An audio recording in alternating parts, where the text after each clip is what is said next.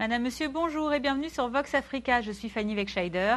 Votre point quotidien sur l'actualité africaine et internationale, c'est tout de suite dans Vox Flash.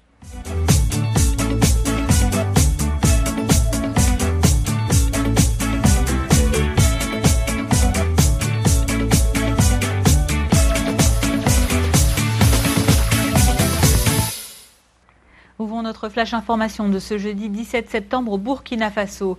La population est sous le choc depuis l'annonce hier de la détention du président intérimaire Michel Kafando, de son Premier ministre Isaac Zida ainsi que de 2 autres ministres.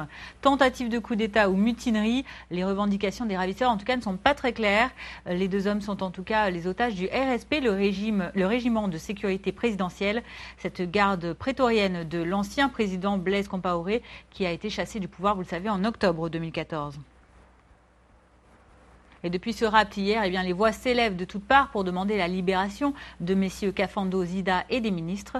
Le Conseil de sécurité des Nations Unies, la CEDEAO, l'Union africaine ont réagi vivement. Et même réaction également d'indignation de la part du département d'État des États-Unis ainsi que du secrétaire général de l'ONU, Ban Ki-moon, qui appelle à des élections présidentielles apaisées le mois prochain. Dans le Ghana voisin, l'opposition a défilé hier dans les rues d'Accra.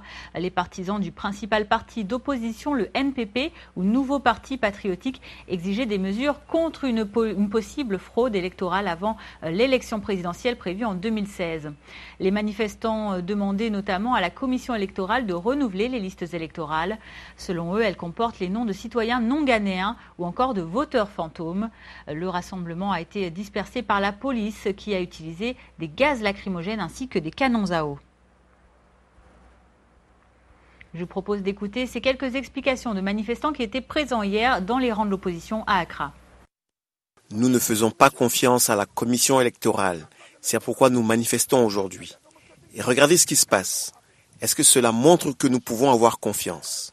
L'action de la police est déloyale et ne donne pas une bonne image du pays. D'un point de vue international, c'est très négatif car la façon dont ils traitent les citoyens est dramatique. Ce ne sont pas seulement les principaux partis politiques qui sont concernés. Beaucoup de gens sont impliqués, les citoyens sont concernés parce que tout le monde veut que les élections se passent de manière pacifique. Donc si le pays tout entier appelle à une refonte des listes électorales et que la police réagit de cette façon, ce n'est pas professionnel. En Afrique centrale, la République démocratique du Congo attend le verdict du procès de Chebeya ce jeudi. Pour rappel, il y a 5 ans, 5 policiers congolais ont été accusés d'avoir assassiné le défenseur des droits de l'homme Floribert Chebeya, le fondateur de l'organisation non gouvernementale La Voix des Sans-Voix, ainsi que son chauffeur Fidel Bazana. Mais avant même l'ouverture de ce procès en appel ce matin à 9h GMT, les parties civiles sont plutôt pessimistes. Pour elles, ce procès laisserait encore certaines zones d'ombre et elles espèrent en tout cas quelques condamnation à perpétuité. Côté défense, en revanche, l'avocat du principal accusé, le colonel Daniel Moukalai, qui avait été condamné à mort en première instance, espère quant à lui qu'à défaut d'un acquittement total de son client, la Cour disqualifiera l'infraction d'assassinat en homicide involontaire et le condamnera ainsi à quelques années de prison seulement. Restons en Afrique centrale, direction le Cameroun à présent. Selon un rapport qui a été publié hier mercredi par l'organisation non gouvernementale Amnesty International, 400 civils ont été tués par le groupe islamiste armé nigérian Boko Haram depuis 2014 au Cameroun. Mais ce que regrette également Amnesty, c'est la réaction brutale, selon ces termes, des forces de sécurité camerounaises qui, selon elles, auraient par conséquence tué aussi des dizaines de civils, tueries parfois attribuées aux insurgés nigérians. L'organisation s'indigne par exemple de la destruction de maisons, de meurtres ainsi que d'arrestations de plus de 1000 suspects, dont certains n'auraient été âgés que de 5 ans. L'ONG appelle à une enquête indépendante pour faire la lumière notamment sur le sort de 200 hommes et garçons qui ont été arrêtés fin 2014 dans 2 villages de l'extrême nord et dont beaucoup seraient morts durant leur garde à vue à Maroua, le chef-lieu de la région. Voici quelques précisions de membres de l'organisation Amnesty International. Au nom de la lutte contre le terrorisme, on ne peut pas admettre qu'il y ait des disparitions de personnes ou que les gens meurent en détention ou se trouvent dans des situations inhumaines et dégradantes. Auprès des autorités camerounaises, nous avons trouvé une oreille attentive concernant surtout les enquêtes que nous demandons sur les bavures policières. Jamais on a parlé des crimes systématiques pour les forces de sécurité, alors qu'on a utilisé ces mots pour Boko Haram. Nous vous parlions hier du discours devant le Parlement du président du Zimbabwe, Robert Mugabe. Le chef d'État de 91 ans a prononcé un discours déjà utilisé et sans s'en rendre compte, et ceci pendant de longues minutes. Alors pour le parti d'opposition MDC, ou Mouvement du changement démocratique, eh bien aucun doute, le président zimbabwéen n'est plus en état de gouverner. Écoutez. C'est un signe inquiétant qu'il ne convient plus à sa fonction. Et en réalité, si le Zimbabwe était une démocratie, le Parlement aurait invoqué l'article 96 de la Constitution du Zimbabwe. Il devrait être destitué parce qu'il est clairement incapable d'assumer ses obligations en tant que chef de l'État. Parce qu'on ne peut pas attendre de lui de lire la même déclaration qu'il a lue il y a 3 semaines, pendant 28 minutes sans s'en rendre compte. Cela indique une baisse de ses facultés mentales. Le président de l'Assemblée aurait donné l'ordre aux membres honorables du Parlement de ne pas l'interrompre et dans aucun cas communiquer sur leur mécontentement lors du discours du président lors de la 3e ouverture officielle du 8e Parlement du Zimbabwe. Environ 6 ou 7 membres du Parlement appartenant au MDC ont reçu des menaces de mort sur leur téléphone portable d'un numéro anonyme hier. Cela prouve que le bras exécutif de l'État essaye de manière inconstitutionnelle d'interférer avec les devoirs et fonctions des membres du Parlement. Au nord du continent, l'Égypte toujours dans la tourmente suite à la bavure militaire qui a coûté la vie à 8 touristes mexicains. Le Caire reste très discret pour le moment sur les circonstances de ces morts, mais côté mexicain, la chef de la diplomatie mexicaine a quant à elle exigé hier, mercredi, une enquête exhaustive et transparente. Lors d'une conférence de presse qu'elle a donnée depuis l'Égypte hier avec son homologue égyptien, elle a par ailleurs ajouté s'être mis d'accord pour attendre la fin de l'enquête. Un mot de sport à présent avec l'événement sportif du continent en ce moment, les Jeux africains de Brazzaville dont Vox Africa est partenaire. La médaille d'or de l'épreuve du 400 mètres haies courue hier après-midi au stade de Kintele a pris une nationalité algérienne. C'est en effet le champion Abdelmalek Laoulou qui l'a remporté. Il a gagné le métal d'or avec un chrono de 48 secondes et 67 centièmes. Son poursuivant immédiat, c'est Miloud Rahmani, également algérien. Laoulou a battu le record national de l'Algérie.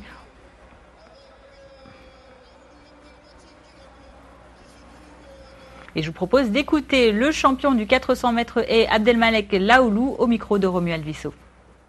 Nouveau record d'Algérie, et le record l'ancien record c'est à moi, 48-87, maintenant 48-67, c'était facile, mais aujourd'hui parce que j'ai préparé bien au championnat du monde, mais malheureusement le décalage au championnat du monde, j'ai senti un peu fatigué, sinon j'ai fait des bons résultats. Sport toujours, mais à l'international cette fois-ci. Vous le savez, la Coupe du monde de rugby débute dans quelques jours en Angleterre et au Pays de Galles. Un sport extrêmement populaire dans certains pays, mais ce n'est pas encore vraiment le cas aux États-Unis. Là-bas, le rugby reste un sport plutôt méconnu. Le vrai sport national, c'est plutôt le football américain. Mais malgré tout, à Los Angeles, des irréductibles du ballon ovale se battent pour faire découvrir le rugby aux enfants, aux jeunes des quartiers défavorisés. Voici ce reportage. Loin des pelouses britanniques, ces jeunes des quartiers sud de Los Angeles s'entraînent à jouer au rugby. Faute de moyens, le parking de leur école publique fait office de terrain. Ici, pas de plaquage, on joue au flag rugby, le rugby foulard. L'objectif est de saisir les bandeaux fixés à la taille de ses adversaires. On joue comme ça à cause du bitume, ce serait trop dangereux de plaquer. Introduire le rugby dans les quartiers difficiles de Los Angeles, un pari fou que s'est lancé Stuart, ancien demi de mêlée passé par le championnat de France. Yeah. Grâce à son programme entièrement financé par des dons privés, 3000 élèves de 14 écoles découvrent le rugby chaque année. Où que ce soit, si vous introduisez le rugby avec quelqu'un pour le faire, les gamins ont de grandes chances d'accrocher, parce que c'est un jeu tellement sympa à jouer. C'est du travail d'équipe, l'esprit d'équipe est tellement important. Il y a de l'intensité, du contact, de la vitesse. C'est presque naturel pour ces gamins. Je suis beaucoup plus humble. Avant, je me la jouais un peu, mais ça m'a rendu plus humble. Maintenant, je me dis que je ne suis pas le meilleur et que je dois travailler dur. Et les efforts payent. Nia est régulièrement sélectionnée dans l'équipe des États-Unis de rugby à 7. Son objectif, participer aux Jeux Olympiques l'été prochain à Rio de Janeiro. Je n'avais pas vraiment d'objectif, de rêve, jusqu'à ce que j'apprenne que le rugby ne soit aux Jeux Olympiques. Depuis que je l'ai su, quand j'étais en 3e, je n'ai pas arrêté de m'entraîner, de faire de la musculation, de travailler ma vitesse, parce que je veux être assez performante pour y aller. Okay. Problème, tous ces jeunes passionnés de rugby risquent de rester sur leur faim. Faute d'intérêt populaire, les 2/3 des matchs de la Coupe du Monde ne seront pas diffusés à la télévision américaine. Au sud du continent américain, le Chili a été secoué hier après un fort séisme de magnitude 8,3 sur l'échelle de Richter. Le centre du pays a été particulièrement touché. Le tremblement de terre qui a été ressenti jusqu'en Argentine voisine a fait au moins 2 morts pour le moment. Hier soir encore, le Chili évacuait ses habitants vivant le long de la côte et qui sont menacés d'un tsunami. Une alerte vient en effet d'être lancée. Et je propose d'écouter ce témoignage d'un habitant de la capitale, Santiago. Tout bougeait. Les panneaux, les feux de circulation, à tel point que j'ai dû me tenir à un poteau parce que j'avais du mal à rester debout. Et ensuite la réplique. J'ai dû prendre un taxi, mais maintenant il y a des embouteillages partout. Le tremblement de terre d'aujourd'hui était vraiment très fort. En Europe, les migrants arrivent toujours massivement depuis la fermeture de certaines frontières. Vous le savez, c'est par la Croatie qu'ils arrivent désormais. Mais une fois dans le continent, les portes leur sont de plus en plus difficilement franchissables. C'est le cas de ces migrants que vous voyez à l'écran et qui ont été arrêtés hier à la frontière hongroise à Roskő. Après quelques échauffourées pendant lesquelles un groupe de migrants qui était massé côté serbe a forcé un portail. Les forces de l'ordre hongroises ont-elles répliqué, notamment en faisant usage, comme vous le voyez à l'écran, de gaz lacrymogène. Terminons ce flash information au Canada où Montréal accueille depuis hier matin le Forum Africa. Organisé par le magazine Afrique Expansion, distribué au Canada et en Amérique du Nord, ce forum de 4 jours est consacré au thème de l'investissement et des opportunités d'affaires en Afrique à l'horizon 2025. Le ton a été donné par Leila Mokadem de la Banque africaine de développement.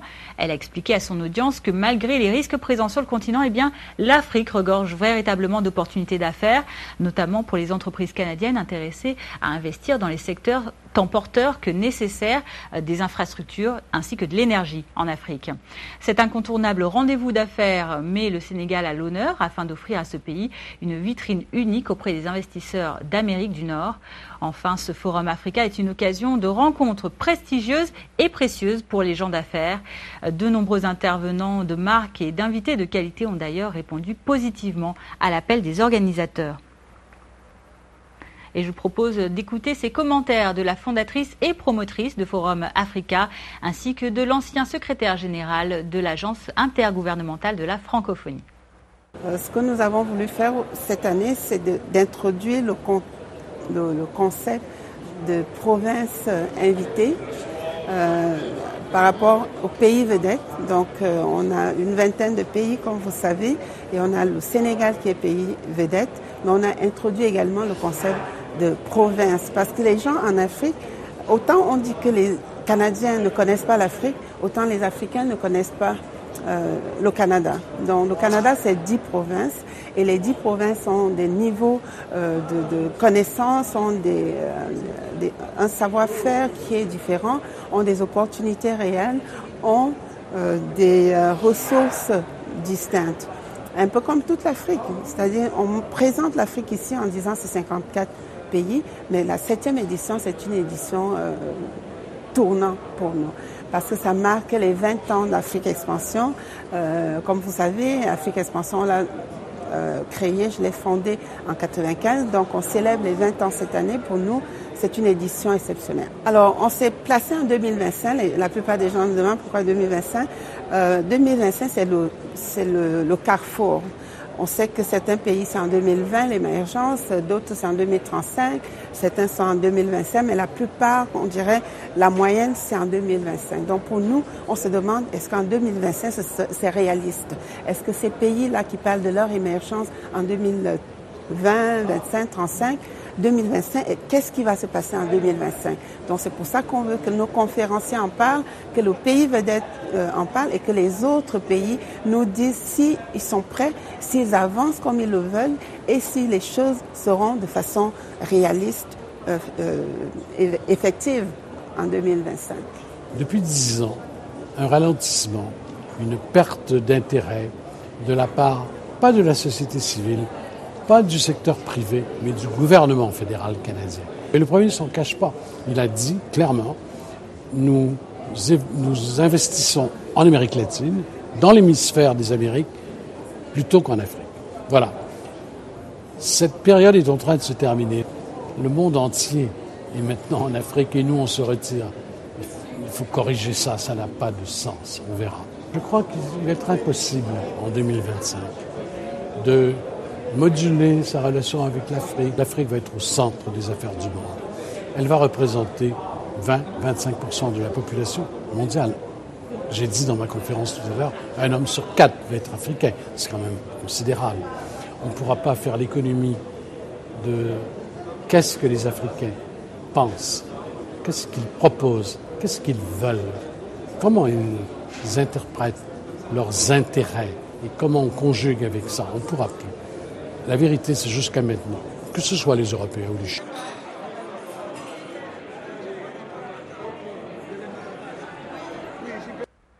Voilà, c'est la fin de ce Vox Flash du jeudi 17 septembre. Merci à vous de l'avoir suivi. Rendez-vous demain vendredi pour votre point quotidien sur l'actualité. D'ici là, passez une très bonne journée. À demain.